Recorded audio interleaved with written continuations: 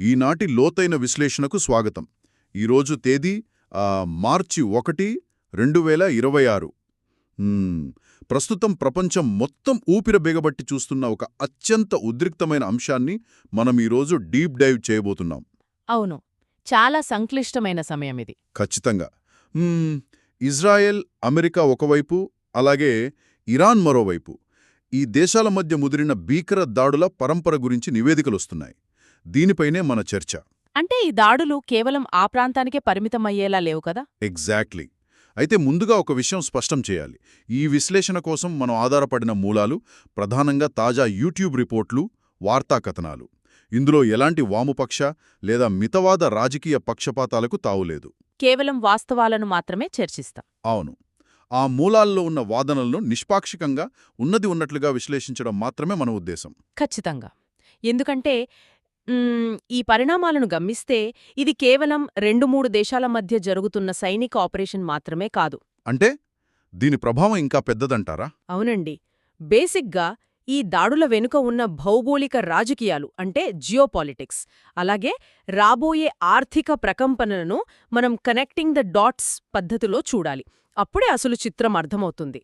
ఒక చిన్న వ్యూహాత్మక అడుగు మొత్తం గ్లోబల్ ఎకానమీని ఎలా మార్చబోతోందో విశ్లేషించాల్సిన సమయమిది.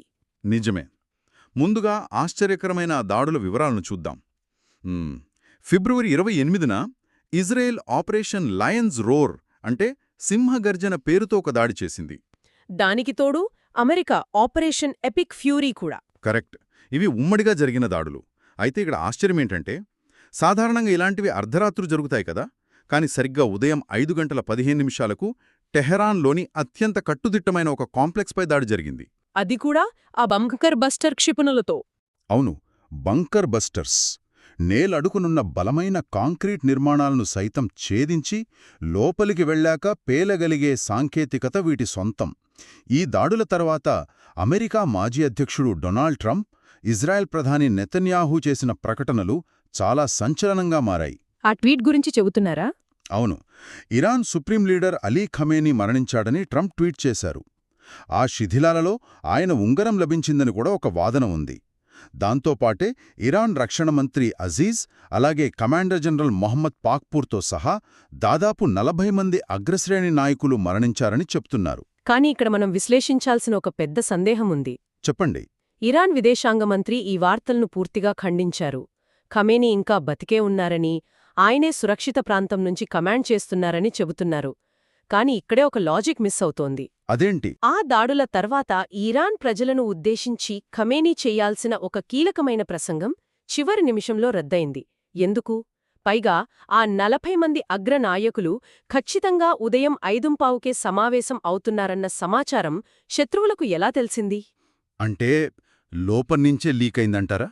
100% ఉపగ్రహ చిత్రాలు భవనాలను చూపిస్తాయిగాని లోపల మీటింగ్ జరుగుతోందని చెప్పలేవు. బహుశా మొస్సాద్ ఏజెంట్లు ఎవరైనా ఇరాన్ అంతర్గత భద్రతా వలయంలోకి చొరబడి ఉంటారు. వాళ్ళిచ్చిన ఖచ్చితమైన లొకేషన్ వల్లే ఈ బంకర్ బస్టర్ దాడులు జరిగాయన్న థియరీ చాలా బలంగా వినిపిస్తోంది. శత్రువు కోటలోనే ఉన్నాడనమాట. ఇది వాళ్ల నాయకత్వాన్ని భయపెట్టే విషయమే. అయితే ఆ నాయకుల ఆధిపత్య పోరులో సామాన్యులు బలవుతున్న తీరు గురించి కూడా మనం మాట్లాడాలి. నివేదికల్లో మినాబ్ నగర పాఠశాల విషాదం గురించి చదివితే చాలా బాధేసింది. చాలా దారుణమైన సంఘటనది. అవును. దక్షిణ ఇరాన్లోని మినాబ్ నగరంలో ఏ పాపమెరుగిన ఒక పాఠశాలపై ఇజ్రాయెల్ క్షిపణిబడింది. అక్కడ సైనిక స్థావరాలు ఏమీ లేవు. ఈ దాడిలో 108 మంది అమాయక పిల్లలు, వాలీబాల్ ఆడుకుంటున్న 20 మంది మహిళా క్రీడాకారిణులు అక్కడికక్కడే ప్రాణాలు కోల్పోయారు. మరీ ముఖ్యంగా 40 మంది స్కూల్ పిల్లలు. ఆ శిథిలాల కింద స్కూల్ బ్యాగులు, సగం కాలిన పుస్తకాల దృశ్యాలు రిపోర్ట్స్లో చూపిస్తున్నారు. దీన్ని ఒక సైకలాజికల్ యాంగిల్లో అంటే మానసిక కోణంలో విశ్లేషించాలి మనం. అమెరికా, ఇజ్రాయెల్ల వ్యూహమేంటంటే దాడుల ద్వారా ఇరాన్ ప్రజలను తమ ప్రభుత్వంపై తిరగబడేలా చేయడం. కానీ అది రివర్స్ అయినట్లుంది గదా? ఖచ్చితంగా.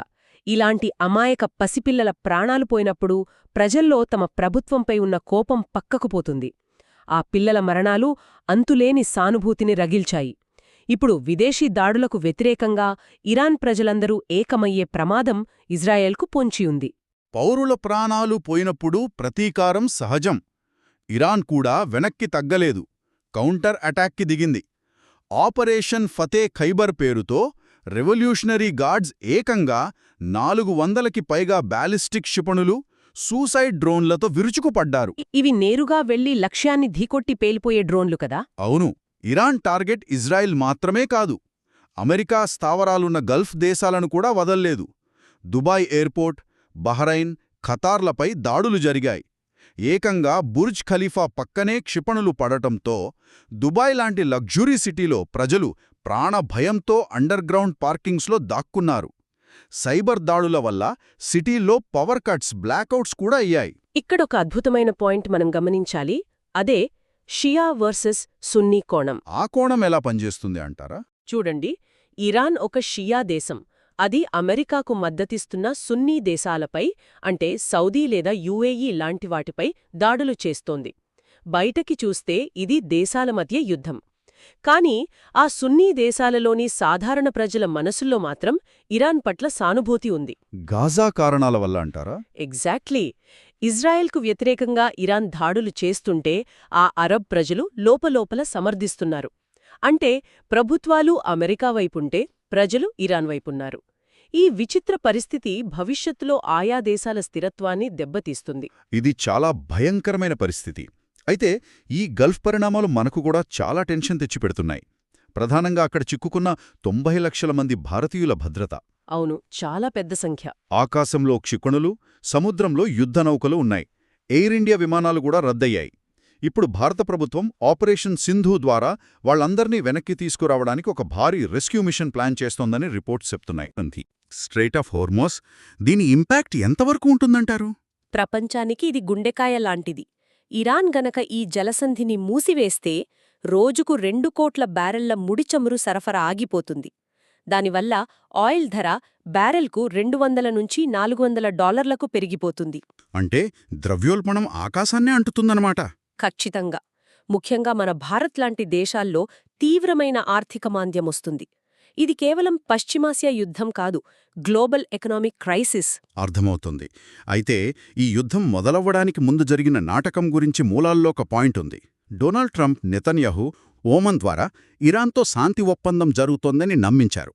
ఆ నమ్మకంతో ఇరాన్ తమ డిఫెన్స్ సిస్టమ్స్ కాస్త రిలాక్స్ చేయగానే అదను చూసి దాడి చేశారు. గతంలో వెనిజువేలా విషయంలో కూడా ట్రంప్ ఇలాగే చేశారన్న వాదన ఉంది కదా? అవును, సరిగ్గా అలాగే మభ్యపెట్టి మెరుపుదాడి చేశారు. అయితే ఇక్కడ రష్యా చైనాల మౌనం వెనుక ఉన్న వ్యూహాన్ని కూడా మనం డీకోడ్ చేయాలి. వాళ్ళు ఎందుకు సైలెంట్గా ఉన్నారంటారు? అమెరికా తన శక్తినంతా, డబ్బునంతా ఈ మధ్యప్రాచ్య యుద్ధంలోనే నాశనం చేసుకోవాలని వాళ్ల వ్యూహం. ఒకవేళ యుద్ధం కనుక పొడిగితే రష్యా తన S-400 ఎయిర్ డిఫెన్స్ సిస్టమ్ను, చైనా తన సుఖోయ్ 35 ఫైటర్ జెట్లను ఇరాన్కు అనధికారికంగా సప్లై చేస్తాయి. అప్పుడిది ప్రాక్సీ వార్ అవుతుంది. దీనికి తోడు మతపరమైన కోణం కూడా తోడైంది.